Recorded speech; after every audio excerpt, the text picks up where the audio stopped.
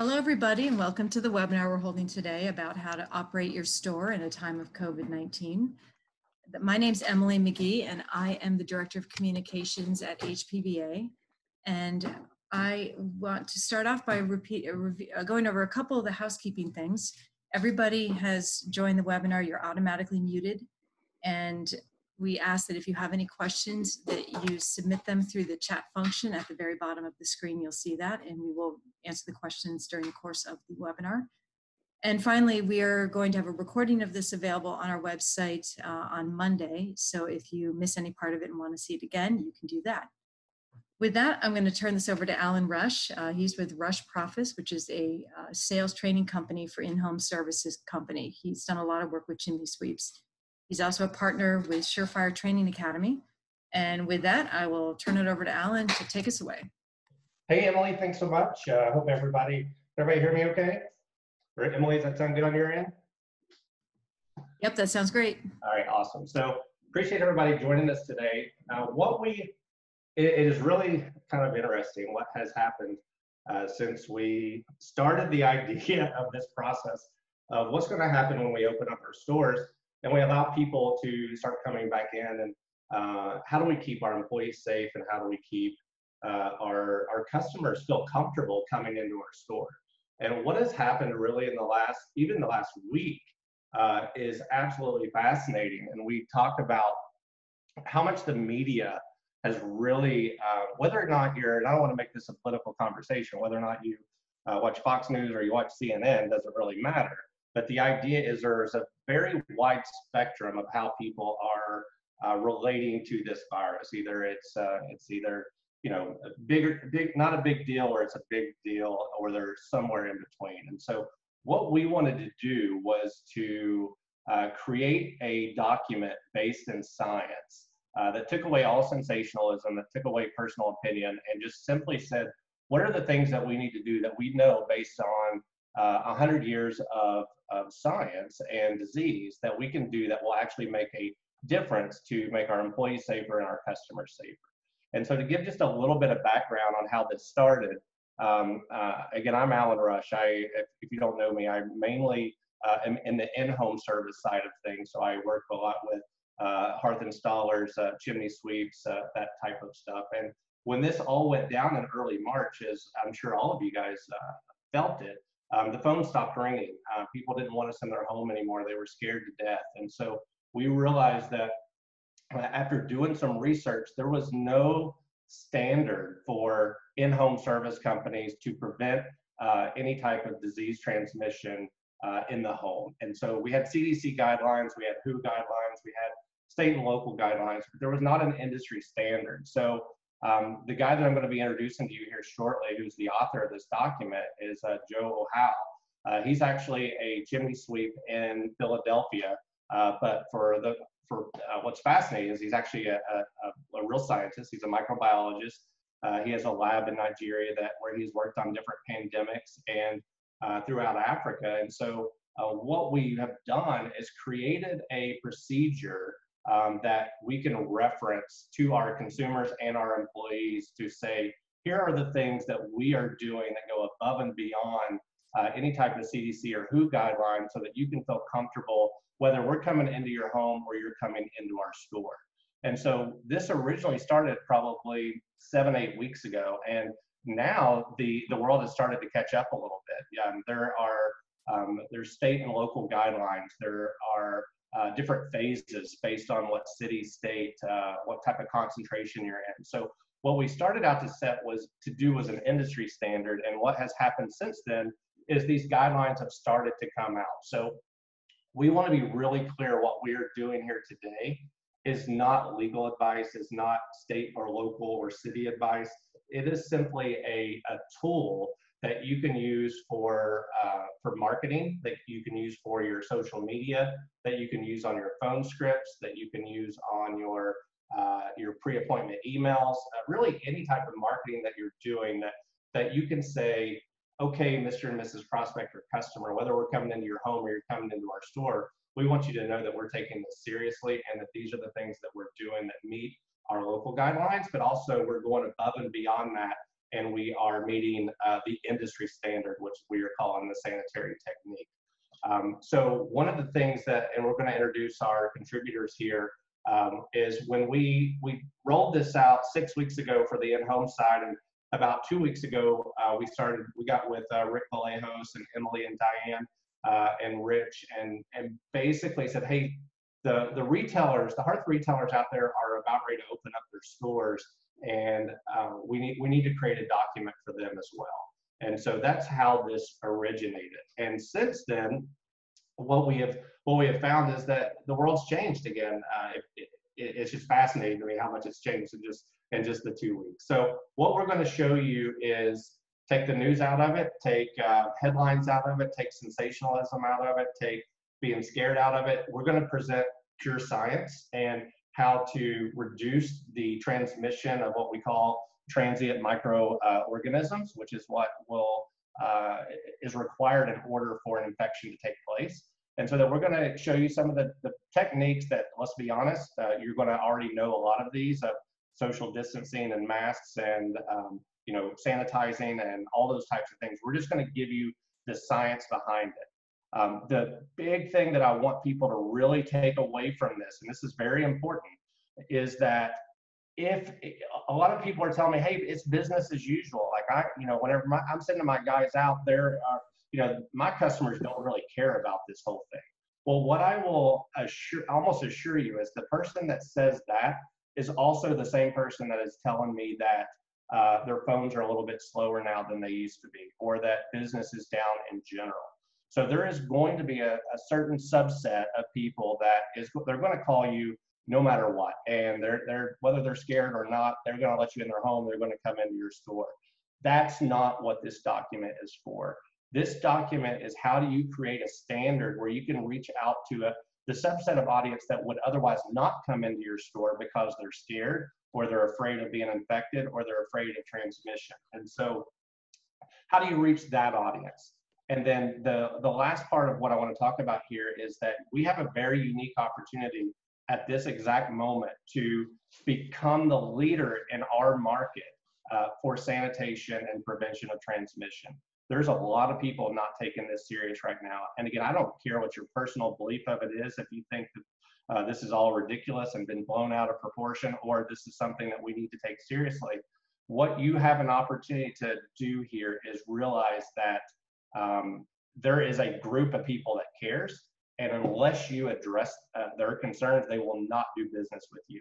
If you do business with them now and you can create the reputation of someone that does take these steps, then you absolutely are going to build your reviews online, Google reputation, your website, and you're not only going to gain more business when the fall comes and busy season hits, you're going to be positioned way better than your competition. So that's kind of the design of what we are doing here. So the other thing that I want to just hit on here is when I turn this over to Joe, we're going to spend about 20 minutes going through the actual science and the procedure, and then we're going to open this up to different considerations that couldn't be included in this process because they're not based in science, and Joe will talk more about that. And then we're going to have a full Q&A session. So you should have a Q&A box and a chat box. So if you have any type of questions throughout this, please submit your questions. Emily will be fielding those at the end of this, and we'll try to answer every question that we can. If not, we'll shoot out emails with anything that we didn't get to for this. So I want to do a real quick introduction here to our star here, and this is Joe Ochal.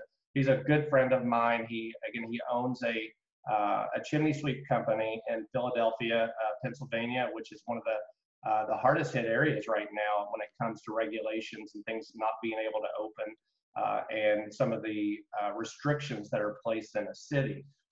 So on top of being the owner of a chimney company called the Chimney Scientist, he's a microbiologist, and he has worked on African pandemics and such as Ebola and tuberculosis. He actually still has a lab in Africa that he works on, and so there's really no one that is better suited to help this industry than a chimney sweeping microbiologist. So Joe is a client of mine and just a really good friend that knows this stuff. So I want to turn this over to him to kind of talk about the science and actually go through the procedure of what we've created. Again, I don't want you to focus so much on, oh, I already know that, or I knew that. That makes sense. I want you to look at this as a tool that you can, there'll be a document that is produced in about a week. We'll have this document published that you can link on your website, that you can link on your social media, and you'll be able to send this out to your consumers to say, not only are we being safe and our stores are sanitary and you can feel comfortable coming in, talking to our employees, we are going above and beyond and we are meeting the standard. And so Joe's going to kind of go over that with you. But first, I just want to give a quick thank you to our brainstorming committee. And if you can see my screen still, this group was paramount in kind of giving some initial feedback as to what was important to this industry and what were some of the concerns.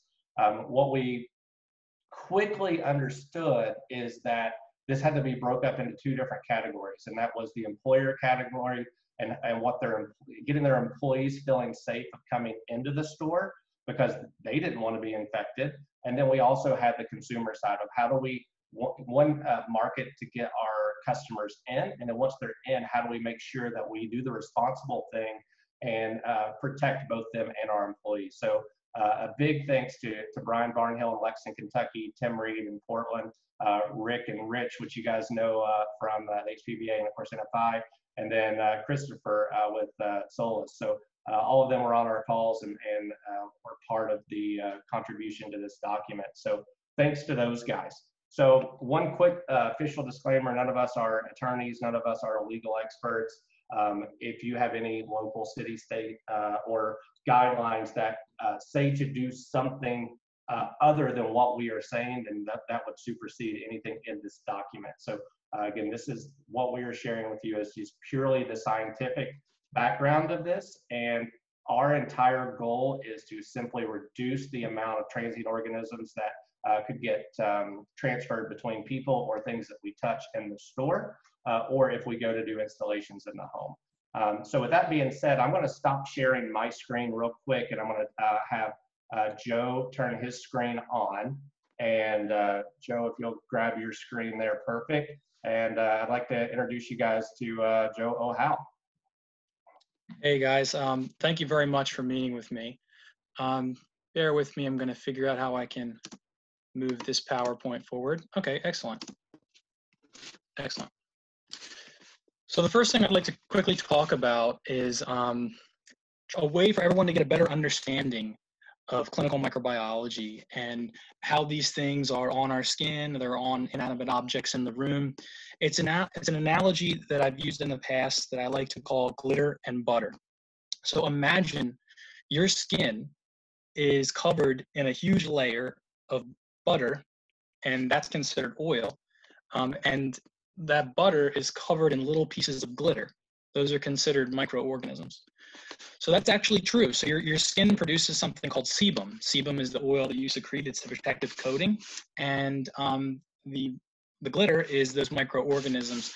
They could be pathogenic ones that harm you. They can be just regular ones that are on your body, also referred to as microbiota. So whenever you touch something, you're leaving a little bit of glitter and butter behind. Sometimes you can see your fingerprints on the window. That's a little bit of sebum oil with a couple of microbes and a couple of dense skin cells. And that's also on inanimate objects that other people leave behind. So you need to think about glitter and butter when you're trying to disinfect or sanitize something.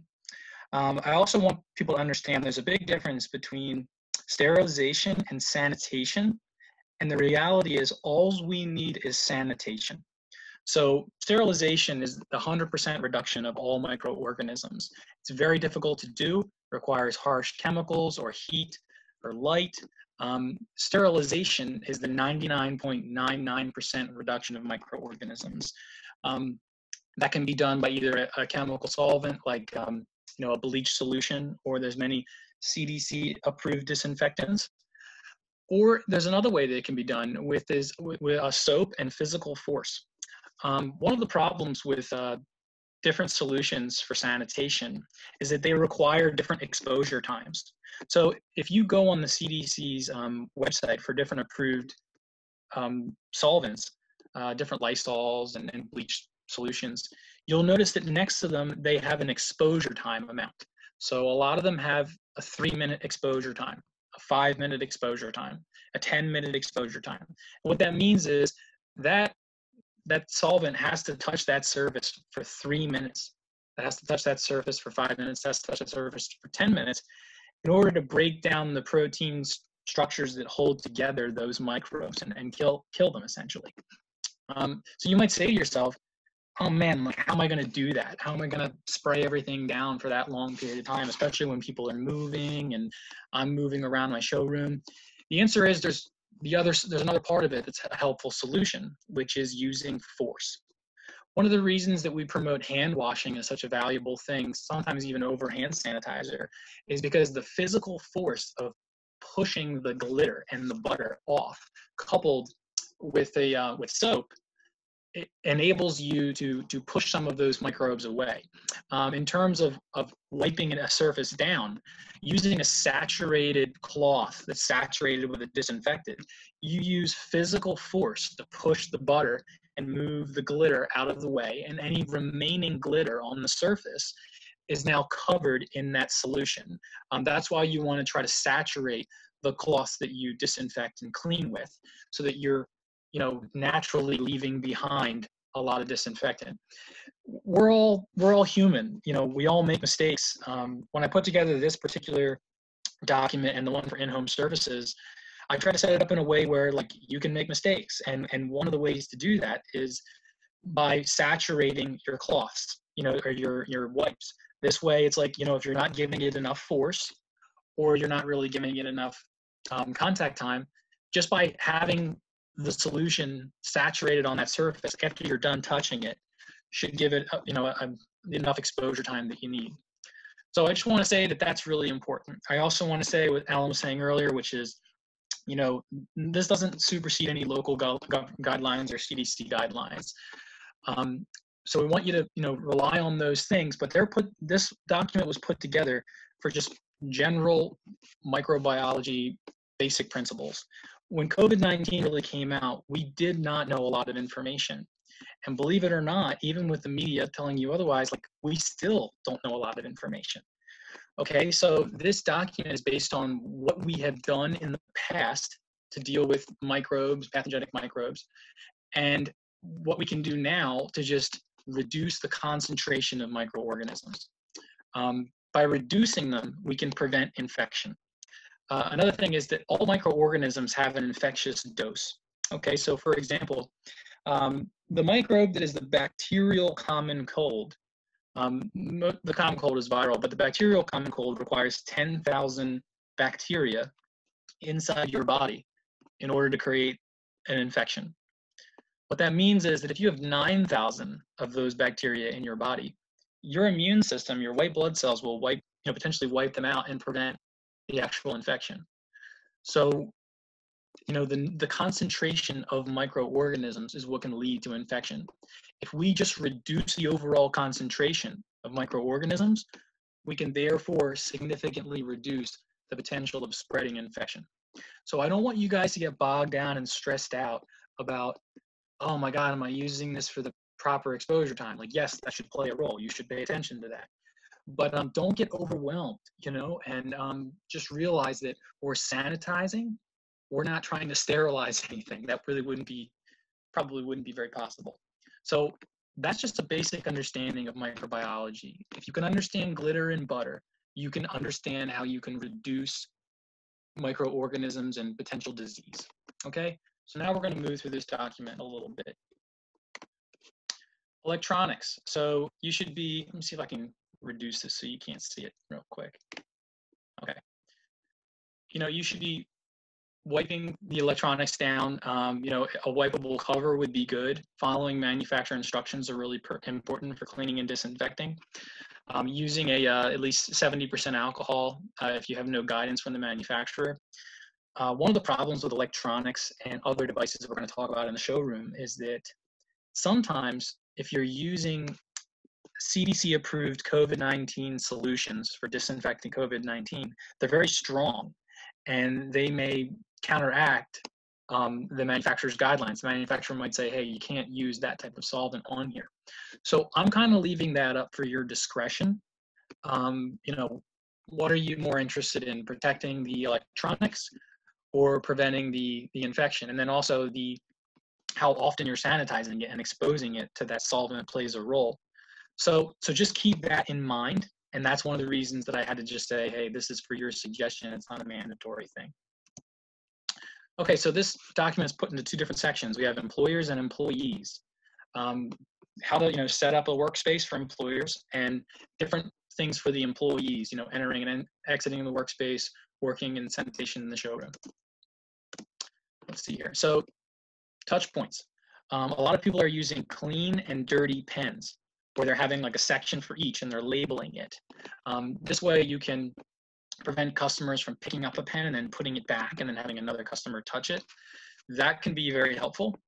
Another thing we're recommending is dual ink and stylus giveaway pens. So a stylus pen is when you click it so that the ink is no longer there, you're able to use it on a digital screen. So if someone needed to sign something on a digital screen, they could use the stylus rather than touching it with their hand. This is a pretty good idea. If you could potentially get those in stock, so, you could put your logo on them and just kind of go from there. Just reduces overall exposure of transient microorganisms. Let's see here. So workstations, you want to be 6 foot apart or greater. I bet you this is going to be tough for a lot of people. We have small areas that we work in our showroom. We want to fill our showroom with as much displays as possible. So you got to figure out how you're going to conform everything. The other thing is, look right behind me in this picture. I was lucky enough for a showroom, Salter's Fireplace and Patio in Eagleville, Pennsylvania, was nice enough to let me use their showroom for these pictures. And what I realized is, and you will probably realize, is a good portion of what you do is paper-based. And literally, I went there to take pictures. I was like, okay, I'm going to move away any paper. And I realized there's physical objects that are like mounted to the wall to hold paper. Okay, so you may not happen immediately, but for this coming season, you want to start gearing your showroom towards becoming as paperless as possible.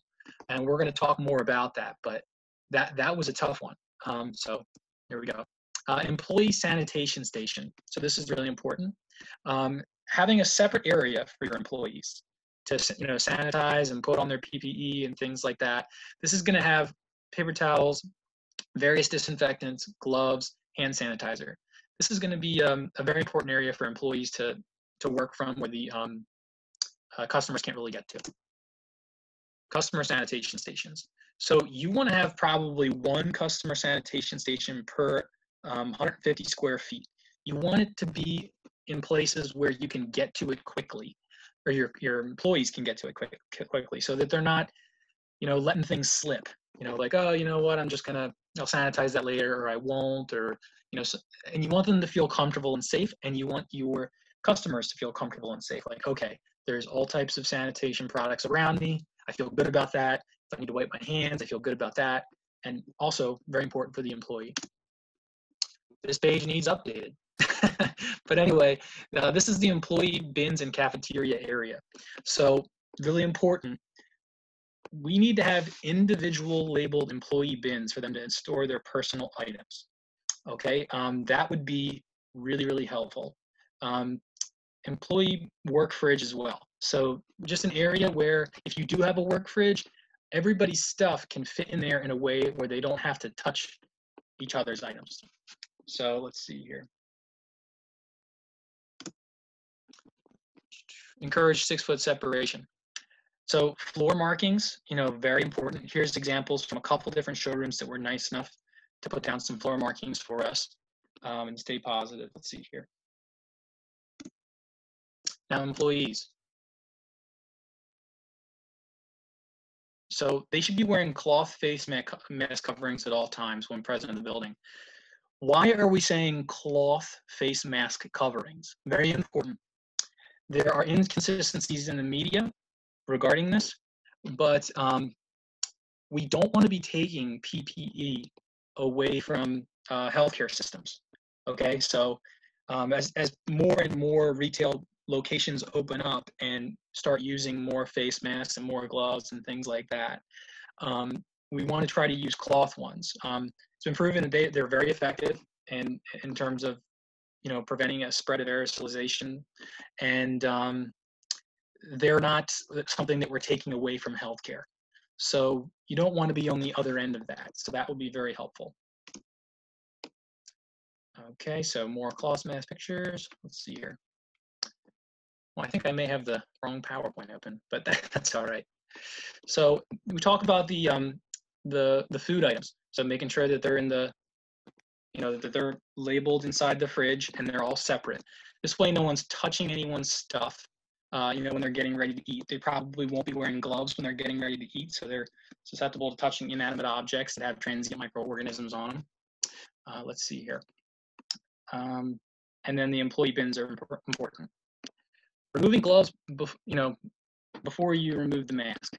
Okay, when you go into the showroom, and this will be in the document that we're releasing later this week, you want to be wearing your mask if you're an employee before you enter the showroom. And if you have to blow your nose or do anything like that, you want to remove your gloves before you touch your face, because you might then be spreading transient microorganisms from inanimate objects and from customers on your face. And it's been proven that that's actually been a mode of transmission. So very important. Let's see here. High touch areas, obviously sanitize those areas really frequently. Cell phones, excellent. So here's a tricky one. Cell phones are just like other electronics. Cell phones have so many transient microorganisms on them. Okay, they are ridden with microbes, and it would be a good idea to sanitize them. The problem is that manufacturers have cleaning guidelines that may be separate from, you know, CDC approved guidelines for COVID-19. So my recommendation is to review your cell phone manufacturer cleaning guidelines. Leave it up to you in terms of how you want to handle that. Me personally, I've been pretty regularly, I'll be honest with you, you know, sanitizing and spraying down my cell phones with a bleach solution and wiping them clean and all of that stuff. Because I know that that's a huge high contact area, and it's something that I use to touch my face. I've also tried to adopt the use of more Bluetooth, and I think in retail showrooms probably would be speaker phones if you can. This way, you don't have people constantly touching, you know, sharing phones and touching their face with those phones. You don't have, and you're not touching your cell phone over and over again after touching things in the showroom and interacting with customers. So I wanted to put that in there because it was a real conflict. It was a real issue for me because of the inconsistencies between manufacturer guidelines and then CDC approved guidelines for COVID-19. So I'm going to leave that up to you. Let's see what we have here. Oh, perfect. Here's another one. Do not sanitize showroom appliances that are not approved to be sanitized. Same scenario here. So there are a lot of things in your showroom that if you spray them with solvent that is approved for COVID-19, it's going to be corrosive to that particular surface, and over time it could wear away the surface, lead to rust, things like that. So definitely check with your manufacturers about what can be and cannot be sanitized and what solutions you can do that with. We've determined that by regular hand washing, wearing gloves, wearing masks, sanitizing major surfaces in the showroom that are high traffic, like around the registers and things like that, we can reduce overall exposure pretty significantly. So don't get too stressed out about that, but pretty important. It's also helpful if you're going to have customers, you know, touching the showroom products, having them, you know, sanitize their hands beforehand and after, or having them wear gloves. We try to reduce the use of PPE, so I'd say just using hand sanitizer, but either one works fine. So that's that. Considerations. Teaching employees polite social distancing, phrasing. So we're going to talk about that with Alan and Tim if I can get them on here just about how to teach your employees how to politely social distance, because that's going to be really difficult. You know, how do you say to a customer, oh, excuse me, you're 6 feet, you know, you're in my space, like that? That could be kind of problematic. So the other thing is taking temperatures of employees before entering showroom. This is something that may be a local requirement. This might be a state requirement. This may not be a requirement. And I'm leaving it there as a potential consideration that you might want to do. So that's something to consider. And I talked earlier about speakerphones and Bluetooth would be really good. And the very bottom, you know, setting expectation, you know, for communication, letting the customer know that this is how we do things here. So let's see what else we have after that. So that's really that. I wanted to talk briefly about one more thing. Just to remind you that all we're trying to do here is reduce the concentration of microorganisms. You can feel pretty safe in doing that, and that the media does have a lot of things out there that are really sensationalized, and you kind of just want to be on the side of caution. You know, if we're putting together guidelines, the World Health Organization, CDC is putting together guidelines, following those guidelines and not really being too opinionated in your business in one way or the other may be very helpful. So I'm actually going to turn over to Alan. I have a couple of questions for him, and we'll move on to his screen. Alan, can you hear me? Thank you for that, and I apologize on a couple of those slides. I think you might have had a slightly outdated version of that. But I do want to show one other thing just real quick so people can visualize what this is, because I think, again, this started on the in-home service side, and I'm going to, hopefully my screen is up here.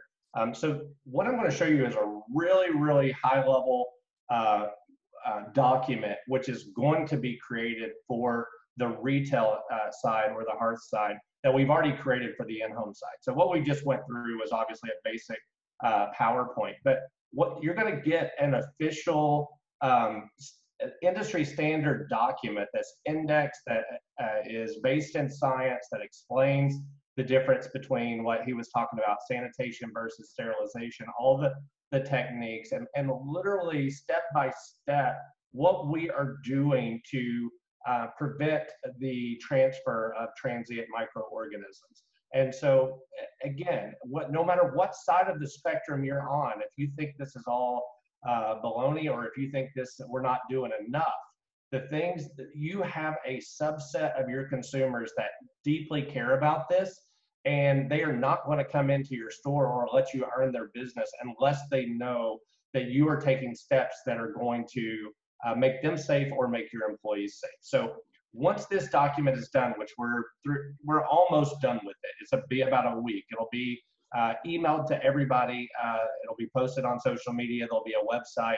There'll be all these types of things that you can reference this. And again, none of this is what I would call, when we started 7 weeks ago, this was all great new stuff. The news has caught up quickly. The local guidelines has caught up quickly with all the social distancing, masks, 6 feet apart, sanitize, wash your hands. Some of that stuff is not new information. But what is new is that we want to make sure that you understand the science and why we do these things, and that now is the opportunity for you to position your company, while other people may not be taking this as seriously, as experts in a way that you care about sanitation, you care about your customers. So when busy season comes, you're going to be able to reap the rewards and the fruits of all this work, regardless if you personally believe all of this is blown up or not. So that was kind of the design of this. We are going to definitely answer some questions for you guys and make sure that we do that. And I'm going to have Emily, I guess, kind of facilitate that. Emily, I don't know if you have questions at this point or I actually had some questions for you, Alan, and Tim as well. So is Tim Reed able to talk on this webinar? Can you respond, Tim? You bet. Awesome, man. Tim Reed was able to help us out with this greatly. Some of you guys might know him as a fireplace showroom expert for sure for customer service and sales. Tim, what were some ideas and concepts that you had for setting expectations for the customer and how to, talk to your employee about politely social distancing from your customer? Yeah, Joe, it's a great question. I think that setting expectations is the key. And it's hard when you're partway through a sales presentation to just now bring up social distancing when it's violated by a customer. So I think the best thing to do is you make it part of your greeting process. So when a customer walks into the showroom, it's baked into your greeting that you say, hey, welcome to XYZ company. We're so glad you're here. Just so you know, we're practicing safe social distancing, and we actually have sanitation stations in these spots in the showroom that you can take advantage of while you're in here. Awesome. Awesome.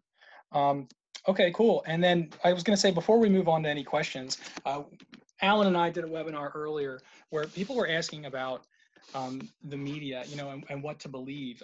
When I was researching this specifically for retail showrooms, I was trying to get more information for you guys that was beyond just general microbiology principles. I was trying to figure out what's going on with COVID-19.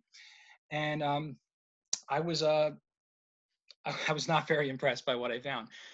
So there's a lot of inconsistencies in the media. So what you should probably be doing, rather than trying to read something, form an opinion of one or two articles, what you should be doing is waiting for, you know, a big thing to come out and to be promoted by multiple media sources on the left and on the right for several weeks, if not months, before you form an opinion, and especially before you start vocalizing it. Because well, we don't want to be on the wrong side of history. And also, when I am finding things in the media, I'm finding out that a lot of the scientific articles that are being referred to, it'll say at the top that they're non-peer reviewed. So they're being expedited in order to get to the media. That's rare. That's like a new thing almost. And you know, and then also a lot of them don't apply to the natural environment. They're taking place in a lab setting, and the methodology and the science behind it is really sound, but it's not really 100% applicable, and there's not multiple parties working on it and submitting articles on it. So it's kind of difficult to really pull something out of that.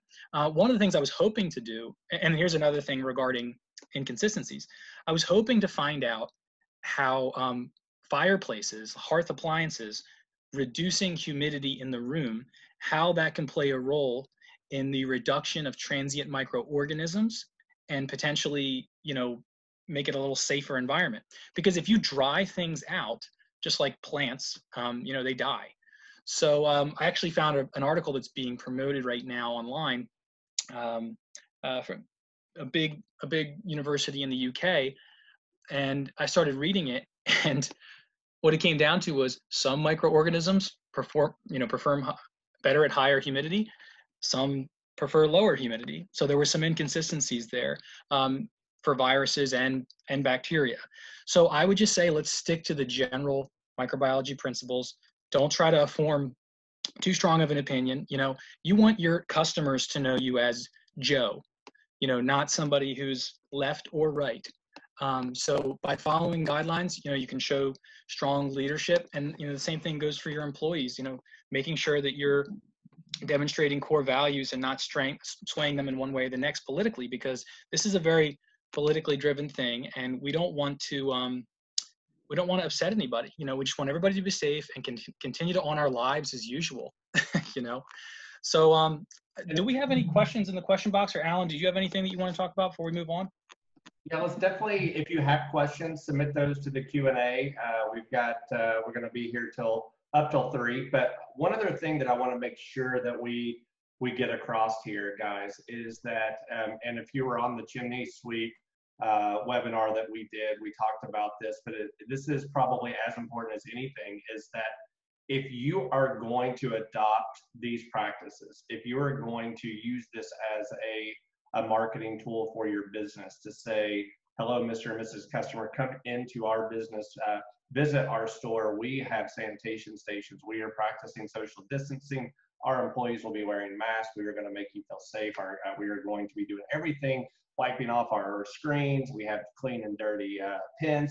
If you are going to use this as a tool, then you have to do it all the time, right? There's no partial doing this. It is, I would rather you not advertise this at all and not do it than to advertise it and not do it.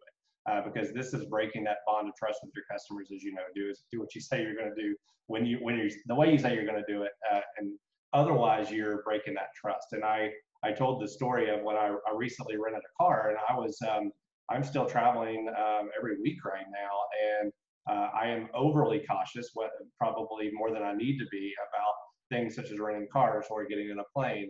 And so when someone sends me an email, the CEO of a company, and says we value your business and we care about your safety, and here are the things that we are doing to make sure that you are safe. And I get to that said business and those things are not happening, which has happened many times in the last month.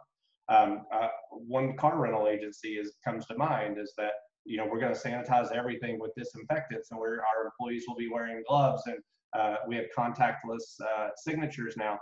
I mean, none of that happened. The employees weren't wearing gloves. They handed me an iPad they'd been touching. The car didn't smell of cleaners at all.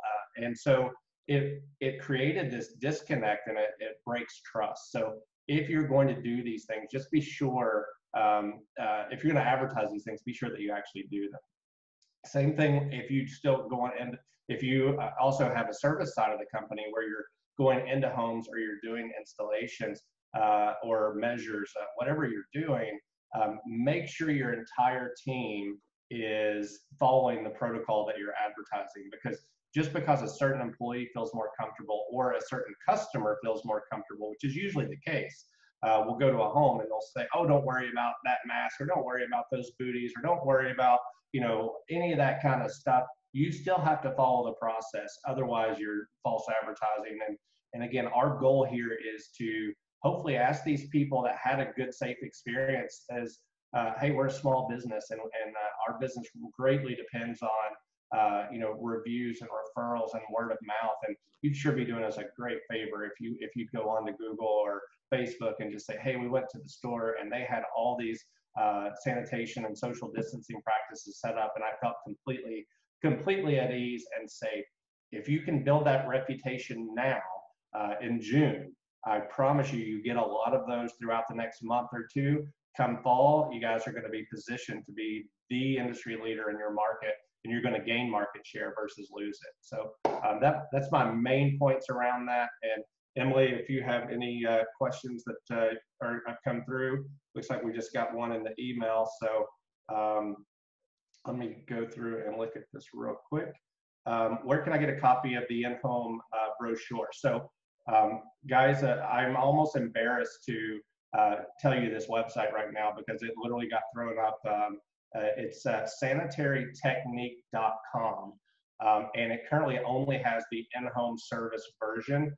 We're using it basically to host the PDF, which is what I just quickly scrolled through. But in the coming, first of all, if anybody knows a good web designer that wants to volunteer some time with us, because we're all volunteering our time. Yes, help us out. We know the website's not attractive at this point, but the point is that we have a place to host the document, and we're going to be adding the retail version to that site. We'll have an in-home and an in-store version, and then also we're going to be adding. We've already produced I think about a dozen YouTube videos where we can explain the science and explain reduction of transient microorganisms, and let them know that not only are we doing these things, but we understand why we're doing them. We're not being swayed by the news. We're not being swayed by opinions. We're doing things that we're meeting and exceeding an industry standard that's based in science. And if you want to reference that document, here's a copy of it. So Emily, anything else come on your end, or does anyone have any questions at this point? I do want to encourage everybody at the very bottom of the screen, there's a chat function. And if you have any questions, you can type them in there and we will get them answered. But in the meantime, I did want to remind everybody, we referenced this in the slide earlier, you can receive NFI CEUs for this webinar.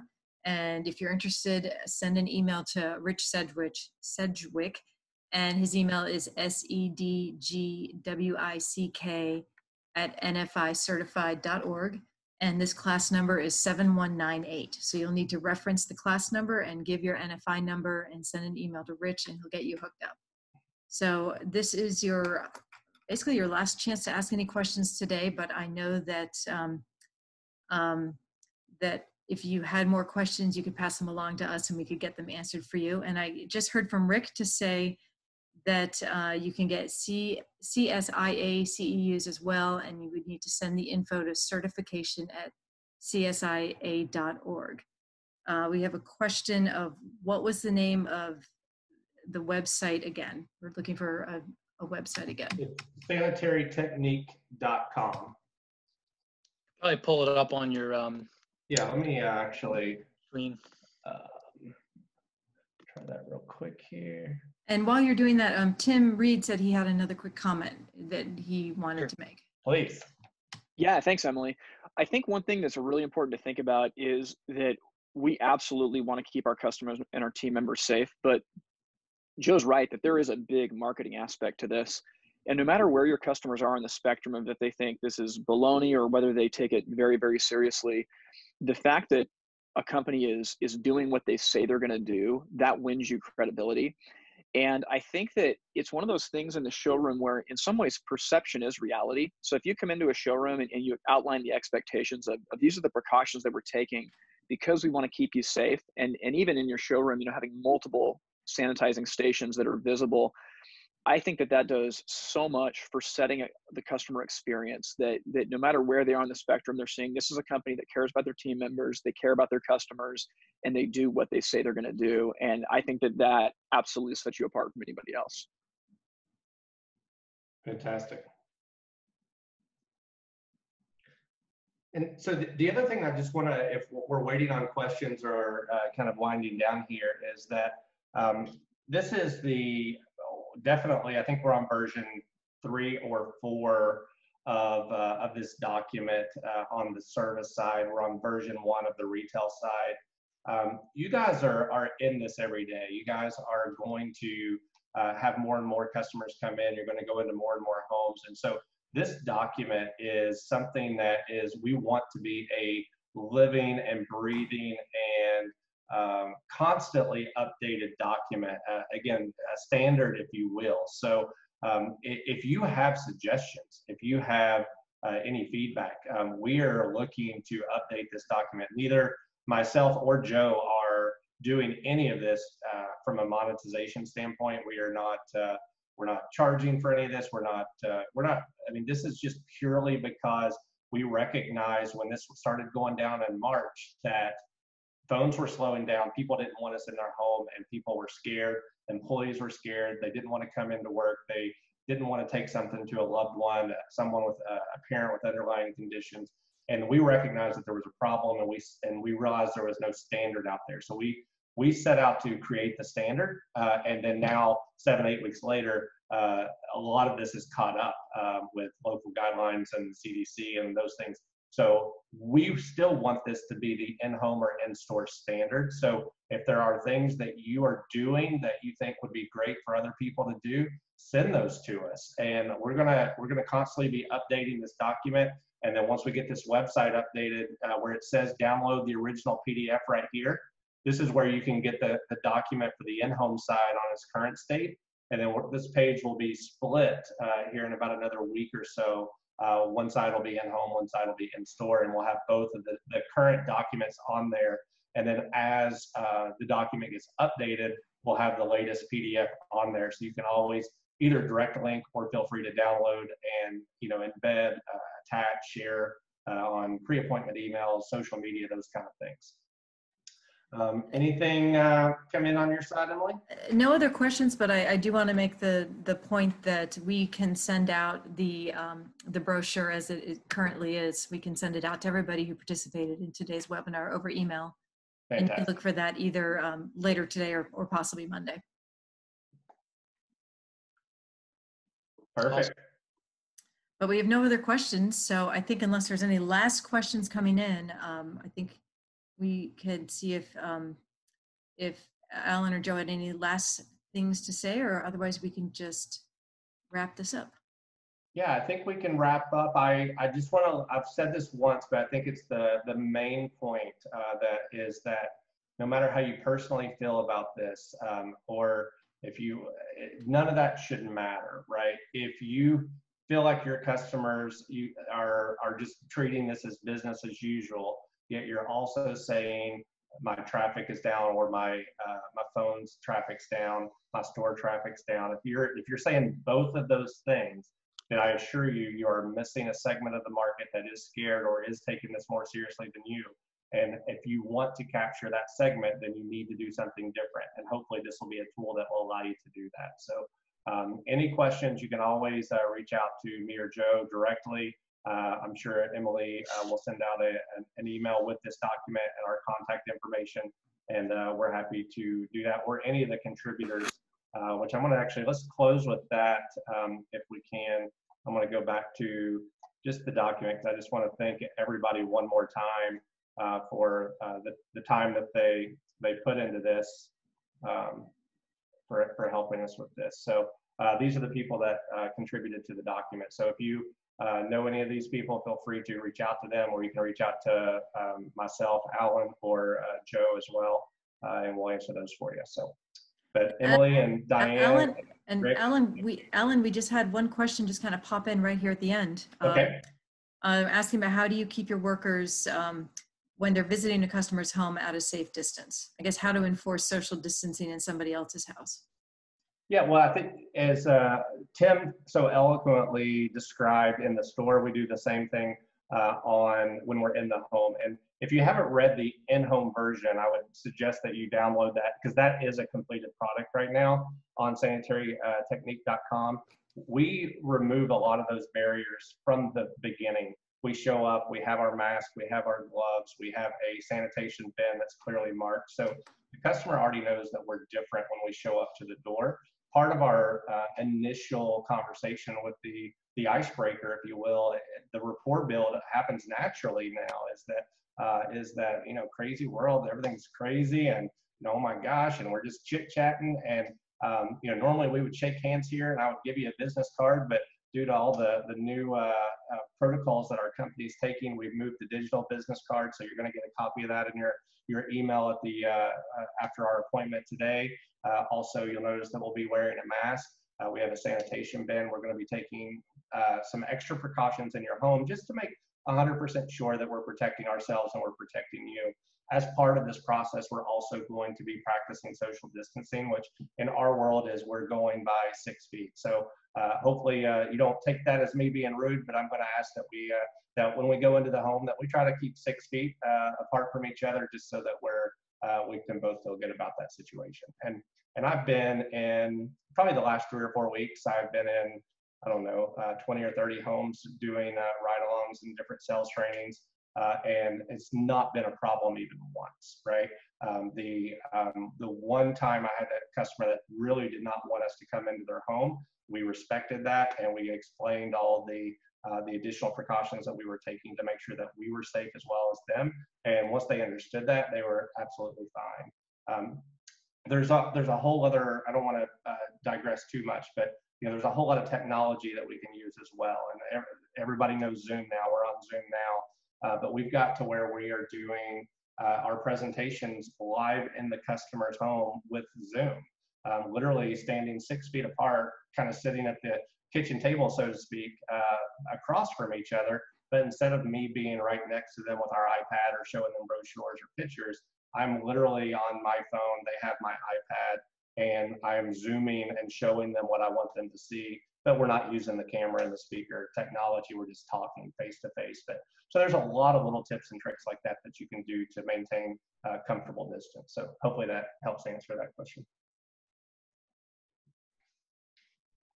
I think that is it for questions at this time. So I think unless anyone else has anything else to add, we can wrap this up. Any last thoughts from Alan or Joe? And no, that's it. I really appreciate everybody's time, and thank you for listening to us. Yeah, thank you. All right, well, thank you everybody for joining us. And like I said, we'll have a recording of this available, and look for an email from us either today or first thing on Monday with the brochure as an attachment and information about how to contact Alan and Joe. Thank you, and have a great afternoon.